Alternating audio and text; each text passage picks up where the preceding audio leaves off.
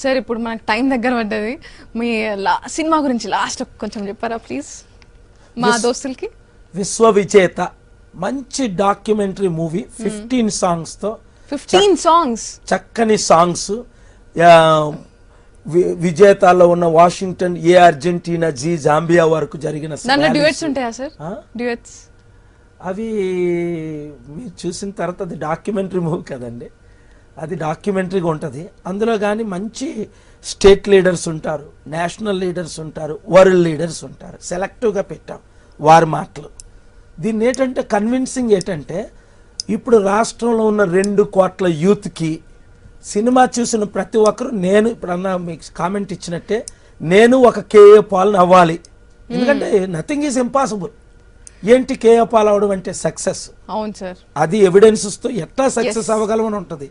అలాగే పార్ట్ 2లో రాష్ట్ర దేశ అవినీతి ఎట్లా ఉంది, రాష్ట్రంలో దేశంలో ఒక బేదరికం ఎట్లా ఉంది, దాన్ని సాల్వ్ చేయడం, అవినీతిని విరుద్ధంగా మనం ఎలా ఫైట్ చేయాలి, దానికి సొల్యూషన్ ఏంటి.